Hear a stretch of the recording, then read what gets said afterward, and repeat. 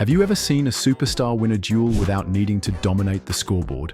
On the day prime, Kobe faced MVP LeBron. Kobe Bryant didn't drop 40, but he controlled everything. While scoring just 20 points, he racked up 12 assists and finished with a plus 16 plus-minus, guiding the Lakers with surgical precision. No flashy outbursts, just complete control. Meanwhile, LeBron, despite his MVP status, finished with a negative impact and an offensive rating of only 81. So what separates control from chaos? Can finesse beat firepower when the stakes are high? Stick around to find out, and don't forget to subscribe for more deep dives into the moments that defined legends. This one's not about stats, it's about mastery.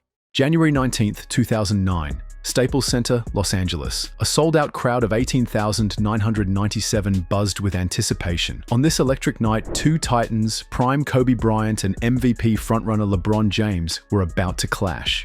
The Los Angeles Lakers and the Cleveland Cavaliers came in red hot, but something had to give. Kobe, known for his killer focus, was already a three-time NBA champion, while LeBron was making his strongest MVP case yet. The officiating crew of Mark Wunderlich, Derek Collins, and David Jones had the daunting task of managing what felt more like a playoff game than a mid-season contest. This wasn't just about points, it was about presence. Kobe had the rings, LeBron had the hype. Who would prove more dominant under pressure?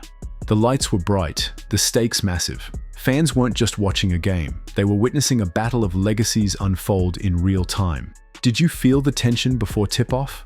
What expectations did you have for both stars before they even touched the ball? This was more than basketball. It was a collision of greatness on California hardwood. LeBron James played 42 minutes and 10 seconds, scoring 23 points, but it wasn't his most efficient night. He went 9 of 25 from the field, 36.0%, and just 1 of 5 from 3, 20.0%. From the free throw line, he hit only 4 of 8, a 50.0% clip. For a player chasing the MVP crown, those numbers told a different story. He added 9 rebounds, 4 assists, 4 steals, and 1 block, showing all-around hustle. But the impact was dulled by 6 turnovers, a game score of 12.1, and a plus-minus of -11. His true shooting percentage dropped to 40.3%, while his effective field goal percentage hit just 38.0%. Advanced stats painted a clearer picture: offensive rating of 81, usage rate of 38.8%, and a box plus-minus of -1.6. Even with his fingerprints on every possession, the results didn't match the effort. Was this a case of doing too much, or did the Lakers simply force LeBron into uncomfortable territory? It wasn't a bad game, but it wasn't a great one either. And against Kobe, anything less than great just wasn't enough. Kobe Bryant didn't need to explode on the scoreboard to control the game. In 40 minutes and 44 seconds, he delivered 20 points, 6 rebounds, and a masterful 12 assists. His shooting, 9 of 22, 40.9% from the field, 1 of 5 from 3, 20.0%, and 1 of 3 at the line, 33.3%. Modest numbers until you look deeper. Kobe's assist percentage was a phenomenal 42.3%, indicating he was the orchestrator of nearly half the Lakers' buckets while on the floor. His plus-minus of +16 and game score of 14.3 pointed to his real influence, elevating the entire team. His usage rate stood at 31.6%, proving the offense flowed through him. Meanwhile, defensively, he registered a steal percentage of 1.4%, block percentage of 2.1%, and a defensive rating of 105, solid all-around numbers.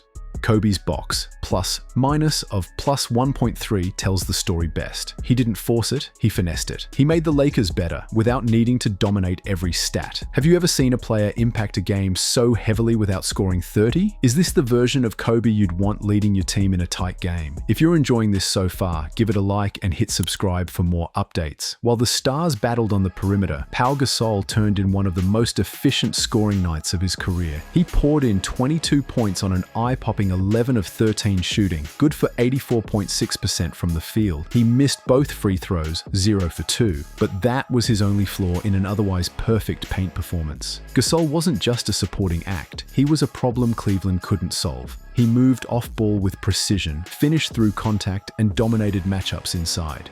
Despite taking fewer shots than either Kobe or LeBron, he made nearly everyone count. It's easy to miss Pau in the box score when flashier names grab headlines. But without his near-perfect shooting, this game could have swung differently. Cleveland's interior defense simply couldn't contain him. The Lakers didn't just win on the scoreboard, they won nearly every statistical battle. They shot 52.4% from the field, while the Cavaliers hit only 42.5%. From three, the Lakers dropped 41.7%, outclassing Cleveland's 34.8%. When it came to shot making, it wasn't even close.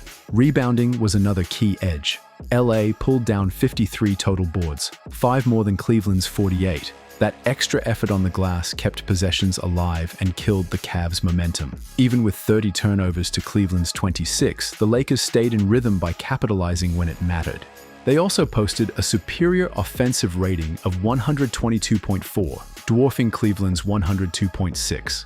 That's not just better offense. It's a difference in approach, spacing, and execution. This wasn't a matter of individual brilliance. It was a full team effort. The Lakers simply outplayed, outshot, and outlasted their opponent at every critical point. Analytics fans, this is your moment. The 4 factors give us the clearest insight into how the Lakers dismantled the Cavaliers. Effective field goal percentage told the first tale. LAL at .583, CLE at .475. The Lakers got better shots and made more of them. Turnover rate showed a slight favor to Cleveland, 12.8% versus LAL's 14.2%, but that edge faded fast when you looked at the glass. LAL grabbed 39.5% of offensive rebounds, outmuscling Cleveland's 34.9%. Free throw rate swung toward Cleveland with .150 compared to LA's .083. But poor free throw shooting, LeBron's 50% team-wide struggles, made it a wasted advantage. Both teams played at a pace of 85.8, so tempo wasn't the issue. Execution was. With a gap like 122.4 to 102.6 in offensive rating, the Lakers weren't just playing, they were dominating every possession. Which of these 4 factors do you think made the biggest impact? Could Cleveland have turned this game around by simply improving at the line? The numbers don't lie. The Lakers didn't just win, they executed the game plan to perfection across every advanced metric. This night gave us more than highlights. It offered a look into 2 careers at different stages of maturity. Kobe wasn't just playing, he was leading, facilitating, and dictating pace. LeBron, despite raw talent, seemed rattled by LA's defense and Kobe's steadiness. Kobe's +16 ± 12 assists and high involvement across categories told the story of a general in control. His offensive rating, 101, and defensive rating, 105, reflected a two-way commitment. Meanwhile, LeBron's -11, offensive rating of 81, and 17.4% turnover rate exposed cracks when pressure mounted. This game wasn't a verdict on careers, but it was a powerful statement. Kobe demonstrated how you can win games without needing to dominate in scoring. LeBron, still evolving, showed how volume without efficiency can fall short against elite structure. One thing's for sure, on January 19, 2009, Kobe was the better player, and his team also won the game with a final score of Lakers 105 to 88 Cavaliers.